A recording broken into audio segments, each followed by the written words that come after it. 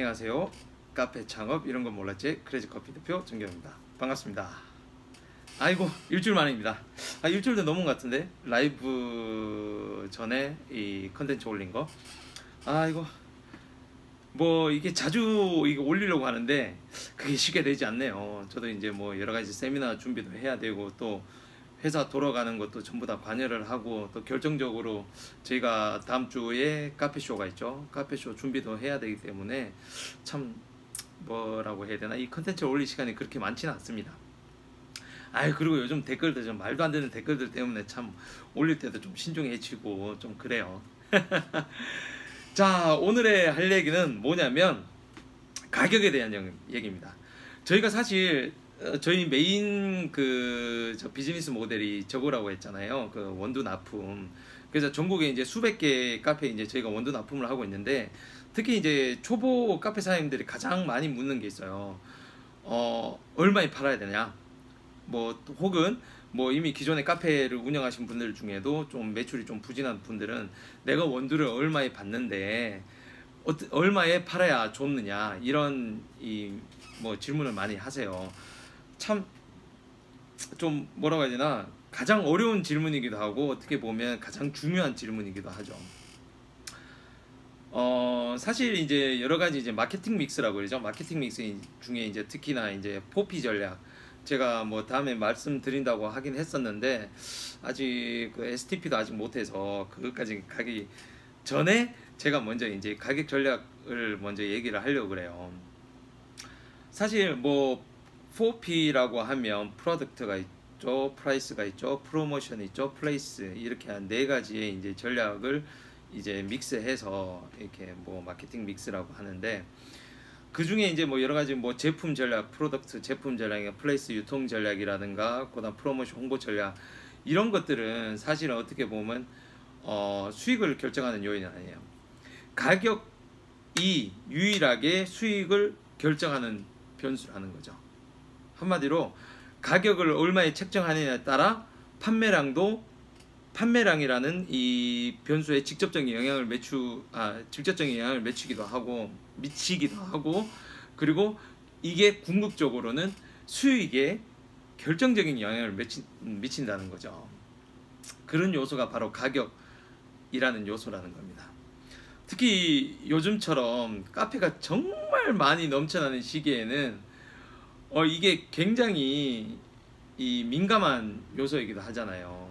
지금 특히나 뭐 너무나 많은 카페들이 생겨나다 보니까 한마디로 이제 가격으로 승부를 보는 가격 경쟁을 할 수밖에 없는 그런 구조로 가다 보니까 너도 나도 할인 전략을 펼치게 되고 그러다 보니까 너도 죽고 나도 죽는 그런 진짜 지옥 가득 같은 상황에 빠지게 된다는 거죠. 정말 미칩니다.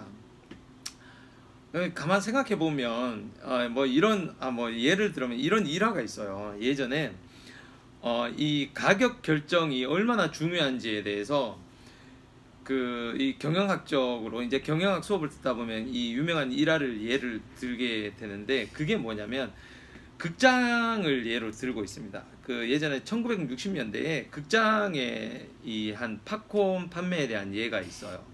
그게 뭐냐면 여러분들 팝콘 극장 가면 요즘 팝콘 많이 사잖아요. 대부분 뭐 팝콘 하나씩 사지 않나요? 저도 꼭 팝콘을 사는데요. 저는 뭐 제가 가는 이제 청량리 롯데백화점 같은 경우는 이제 바로 밑에 극장 밑에 이 롯데마트가 있어서 저는 거기서 팝콘을 사긴 하는데 좀 돈이 아까워서 왜 그러냐면 극장의 대부분의 수입이 있죠. 그 영화 보는 것도 있지만 정말 많은 수익이 나는 곳이 바로 팝콘 판매입니다. 팝콘 판매를 통해서 정말 많은 수익을 남겨요. 그렇기 때문에 극장에서도 팝콘을 어떻게 판매를 할까라는 게 가장 중요한 이슈가 되고 있는 거죠. 근데 이 얘기를 왜 하냐? 그 1960년대에 극장 체인이 있었습니다. 뭐 극장 체인이 있었는데 그 극장 체인에서의 팝콘 판매가 굉장히 부진해져서 그 원인을 찾아본 일이 있었어요. 그 당시에 한창 유행했던 게 뭐냐면 1+1 행사였는데 한마디로 한 박스 가격에 하나에 더 2박스의 팝콘을 준다는 거죠. 근데 그게 원인을 분석하다 보니까 이런 게 나왔어요. 이게 너무 이제 2박스를 사게 되면 하나의 가격에 2박스 사게 되면 너무 탐욕스러워 보인다는 거죠. 너무 돼지 같아 보인다는 거지. 그런 게 아닐까라는 이제 결론에 이제 도달하게 된 거였습니다. 그래서 아예 그 박스 크기를 이렇게 2배로 만들어서 이제 가격을 조금만 올려서 이제 판매를 하기 시작했죠. 그렇게 한번 팔아봤어요. 그랬더니 한 일주일이 지나니까 전국 그 체인의 그 판매량을 이제 조사해 보니까 팝콘 판매량도 늘었는데 콜라 같은 탄산음료의 판매까지 늘었다는 거죠. 무지하게 올랐어요, 그게. 그래서 팝콘을 많이 먹으면 당연히 짜니까 그 음료수도 자연스럽게 이제 마시게 됐다는 거죠. 그래서 이게 뭐냐면 가격 정책 중에 하나인 볼륨 디스카운트라는 거예요. 이런 전략을 이제 펼치게 됐던 거죠. 그래서 아마 그 전략을 만든 그 사람이 아마 굉장히 많은 인센티브를 받고 지금 다른 곳으로도 가고 뭐 하여튼 그랬던 걸로 저는 기억을 하고 있어요. 물론 이건 이제 극장에서의 메뉴 판매에 대한 예를 든 거지만 카페를 창업할 때도 이런 비슷한 개념으로 생각을 가져가야 된다는 겁니다. 좋은 제품을 어떤 가격을 매겨야 판매를 잘할 수 있을까? 이런 거에 대해서 생각을 해봐야 된다는 거죠. 그래서 여러분들 이론적으로 들어가 보면요, 경영학에서 보면 굉장히 많은 가격 결정법이 있어요. 예를 들면 뭐 가격 팩터법, 뭐 프라임 코스트법, 적정 가격법, 최고 최저 가격법, 뭐 독창적 가격법, 경쟁사 가격법, 그다음 뭐 명성 가격법, 유인 가격법, 뭐 또 뭐가 있지? 원가 기초 가격법, 저가격법, 특별 가격법, 봉사 가격법. 아, 이게 정말 너무 많아갖고 제가 지금 떠오르는 것만 해도 이 정도잖아요. 이게 굉장히 많은 가격법들이 있어요. 근데 너무 복잡하잖아요, 사실. 근데 지금 뭔 말인지도 모르잖아요. 뭐 제가 뭐 이렇게 얘기한 거 뭐 여러분들 알아듣습니까? 아, 저조차도 가끔은 이렇게 일일이 이렇게 제가 지금 생각하지 않으면 떠오르지도 못해요, 사실. 근데 다 이론만 안다고 해서 다 아는 건 아니잖아요. 또 잘 되는 것도 아니고. 그래서 이런 이론을 많이 공부하는 것보다 일단은 제가 이때까지 뭐 펼치고 그리고 카페에서도 잘 사용하고 있는 3가지 가격법만 좀 오늘은 얘기를 해보려고 그래요. 첫 번째, 원가 기초 가격 결정법. 이게 뭐냐면 여러분들 어쨌든 카페 하는 이유가 뭡니까? 장사해서 돈 벌자고 하는 거잖아요. 한마디로 이윤을 남기는 건데, 그래서 뭐 한마디로 가게 뭐 커피 팔고 못 팔고 해서 이윤 남기고 그 남는 이윤으로 뭐 월세도 내고 인건비도 내고 하는 거지 않습니까? 그래서 흔히 많이 하는 게 바로 이 원가 기초 가격 결정법이라는 거예요. 뭐 이 명칭을 들어본 적은 없어도 여러분들 본능적으로 좀 뭔 말인지는 알지 않겠습니까? 느껴지지 않나요? 한마디로 어느 정도 이윤을 남겨야 매장이 유지가 되고 자기의 생활을 영위해 나갈 수 있다는 거죠. 이 뭐라 그러냐, 어떻게 보면 굉장히 단순해요. 이런 걸 쓰는, 보통 이제 많이 쓰는 게 뭐냐면 그러니까 제일 잘 먹히는 게 뭐냐면 경쟁자가 별로 없거나, 그리고 고객이 가격에 그리 민감하지 않은 그런 상황들이라든가 상권에 유리하죠. 왜냐면 한마디로 내가 이 원가가 이 정도고 어느 정도 이윤을 남기면 내가 그래도 월세 내고 인건비 내고 다 할 수 있을 거야 라는 생각이 되는 거죠.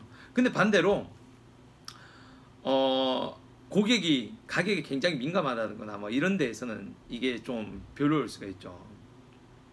한마디로 이 원가 그 기초 가격법은, 그 가격 결정법은 뭐냐면 고객들보다는 내 위주예요.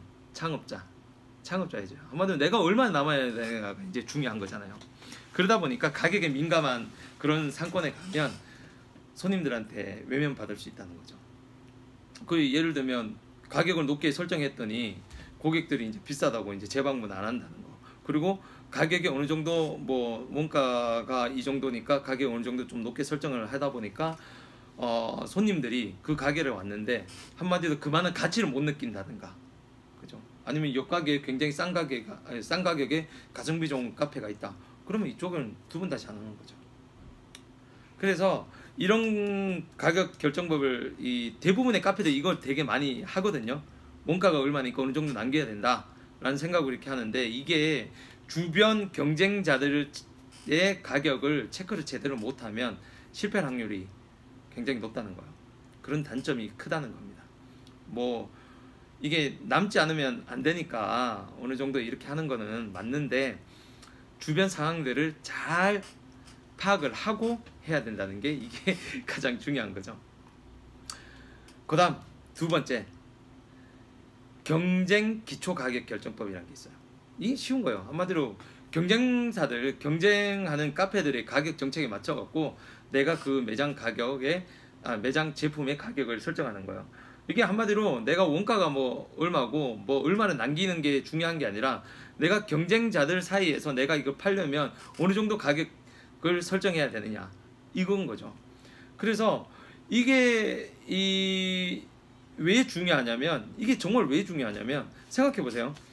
왜 주변 카페들이 그 가격을 설정했을까요? 분명히 나름의 이유가 있고 시장 상황을 고려해서 그 가격을 책정했을 거라는 거죠. 그래서 그 상권의 고객들도 그 정도 가격이 일반적인 커피 값이라고 인식하고 있다는 거예요. 정말 이게 물론 내가 만든 카페의 특성이라든가 메뉴의 특성, 매장 규모 이런 것들을 통해서 고객이 지불할 수 있는 가격이, 그 가격에 대한 가치가 이제 다를 수도 있겠지만은 비슷한 매장, 내가 만들려는 그런 비슷한 매장, 비슷한 성격의 매장이라든가 그런 곳을 몇 개를 골라서 그들의 가격 정책을 이제 분석해 보면 아마 대부분의 동일 상권에서의 카페들은 대부분 그 비슷한 가격으로 커피를 팔고 있을 거라는 거죠. 그래서 이 가격 결정법을 이제 쓰려면은 그 중에 내가 들어가려는 상권 있잖아요. 그 상권 중에 장사가 좀 잘 되는 매장의 매장의 이제 제품 가격들, 특히 아메리카노 가격을 기준으로 여러분들의 아메리카노 가격을 설정하면 되는 거예요. 진짜 이런 데에다가 진짜 한마디로 그 상권 말고 그 상권에서 좀 굉장히 너무 이제 매장 규모도 크고 삐까뻔쩍하게 한 가게의 가격을 따라서 이렇게 하시면 안 돼요. 나랑 비슷한 수준의 가게, 비슷한 이미지나 성격의 카페와 그 가격 설정을 해야 된다는 거죠. 근데 이것도 굉장히 좀 안 좋은 단점이 있습니다. 무조건 장점은 없잖아요. 단점이 뭐냐면 향후에 들어올 카페들이 저가 정책을 펼쳤을 때 이게 위험할 수 있다는 거예요. 근데 사실은 어떤 이 가격 결정법을 통해서도 단점이 아니라 이 향후 리스크죠. 리스크는 앞으로 들어올 카페들이 저가 정책을 쳐버리면 뭐든지 위험할 수 있다는 거예요.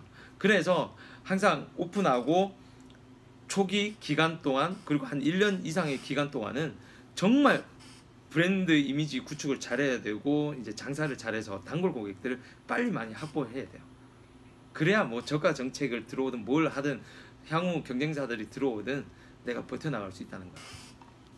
그리고 마지막이 뭐냐면 제가 제일 싫어하고 앞으로도 여러분들을 제발 안 했으면 하는 정책입니다. 바로 저가격법. 그냥 저가로 가는 거예요. 경쟁사들은 뭐든 내가 원가가 얼마든지 이게 그냥 저가로 때려 들어가는 거예요. 이런 가격법의 특성은요, 경쟁이 심하고 진입장벽이 낮은 제품의 경우에 고객들이 자주 찾는 메뉴를, 특히 자주 찾는 아메리카노 같은 거 있잖아요. 특히 아메리카노 이런 제품의 가격을 정말 낮은 가격에 판매를 해서 단시간에 많은 고객들을 확보해서 시장 점유율을 높이고자 할 때 이 가격 결정을 쓰는 거예요. 한마디로 이윤은 낮잖아요. 낮은 이윤으로 많이 팔겠다. 즉 박리담회의 정형적인 방법이란 거예요. 이 방법의 전력 포인트는 그냥 저가로 가는 메뉴로 많은 고객들을 끌어들여서 좀 더 수익이 많이 나는 제품을 팔겠다는 거예요. 이게 바로 이 저가 카페들의 전략이잖아요. 근데 이게 장기적으로 성공할 수 없다는 거예요. 이거는 제가 누누이 말씀드렸잖아요. 너 죽고 그 다음 나 죽겠다는 소리예요. 이 벼랑끝 전략이에요. 벼랑끝 전략. 이 비즈니스 모델 자체가 그렇잖아요. 다시 한번 설명해 드릴게요. 이걸 박리담회 많이 하려면 유동인구 많아야 돼요. 이 동네 사람들이 많거나 유동인구가 어느 정도 좀 되는 상권을 들어가야 되는데, 그러려면 기본적으로 임대료 비싸죠. 뭐 권리금도 비싸죠. 보증금도 비싸죠. 한마디로 초기 투자 자금도 비싸는 거예요. 그리고 임대료가 비싸다 보니까 기본적으로 많이 팔아야 돼요. 기본적인 매출이 높아야 돼요. 그래야 뭐 임대료도 되고 인건비도 되고 재료비도 되는 거예요. 근데 겨울이라든가 뭐 이런 쪽 부분에 이런 뭐 요인으로 인해서 매출이 떨어지면 이게 나중에 큰일 난다니까요, 진짜. 그래서 여러분들 저가 가격 결정법, 이제 저가 가격법으로 이제 시장에 진출하는 분들은 누가 해야 되느냐? 웬만하면 건물주가 하거나 임대료가 굉장히 낮은, 그러니까 좀 좋은 상권에 임대료를 내가 어떻게 뭐 친척이라든가 아니면 아는 분이라든가 하는 그런 건물에 싸게 임대를 굉장히 저렴하게 들어갈 수 있으면 그 가격법을 하셔야 됩니다. 그러면 뭐 성공 확률이 높죠. 그죠? 그지 않으면 저 가격 보면 웬만하면 하지 말아야 된다는 겁니다. 그래서 요 세 가지 가격법만 아시면 여러분들이 기본적으로 이제 카페 창업할 때 어느 정도 이 가격을 결정하는 방법이 될 수 있다는 거죠. 근데 저는 여기서 약간 독특하게 이 세 가지 가격법을 약간 절충을 하면서 어떻게 하냐, 저의 팁입니다. 저의 팁은 어떤 가격을 정할 때도 이 제품이 물론 커피 맛이라든가 이런 음료의 맛이 훌륭하다는 가정하에 말씀드린 거예요. 제품이 저희만큼 맛있게 할 수 있다 이런 뭐 능력을 가지고 있다라고 생각하시면, 저는 제 지인이라든가 아무도 모르는 뭐 그러니까 한마디로 특히 커피업에 종사하지 않는 사람들, 그러니까 일반인들 대상으로 저는 물어봅니다. 이거 1,500원 팔면 어때? 좋지. 1,500원. 이거 1,500원 사 먹을 거야? 좋지. 1,100원, 1,700원 이렇게 100원씩 100원 단위로 올려봐요.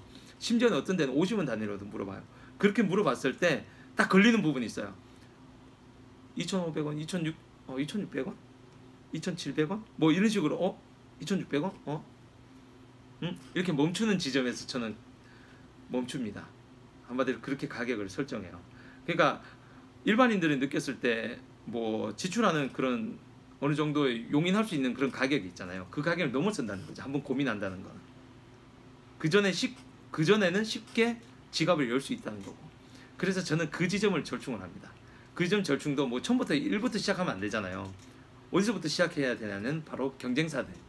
제가 주변 카페들 경쟁사들의 가격을 어느 정도 이제 조사를 하고 거기서부터 시작하는 거죠. 그래서 저는 웬만하면 저가격법은 아예 안 씁니다. 저는 웬만해서가 아니라 웬만하면 그냥 아예 안 써요. 그냥 논해.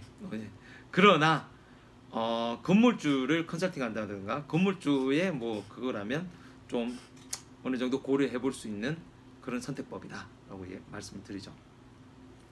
그래서 이런 가격을 제가 오늘 왜 얘기를 하냐면 너무나 많은 분들이 물어봐서 그래요. 저희 원두 납품 받는 분들도 많이 물어보고, 그래서 이렇게 얘기를 하는 건데, 가격 결정은 정말 중요한 요소 중에 하나예요. 그래서 여러분들도 많이 이렇게 고민을 해보시고 여러 가지 가격 결정에 대해서 공부를 해보시고 선택을 하시면 되겠습니다. 그래서 오늘은 이만하도록 하겠습니다. 그리고 뭐 마지막으로 그 카페쇼 세미나 오시면 굉장히 도움이 되실 거예요. 이렇게 제가 방송으로 할 수 없는 부분들을 얘기하는 거기 때문에 많이 참석해 주십시오. 그러면 카페쇼 때 저희 부스에도 많이 참석해 주시기 바랍니다. 감사합니다.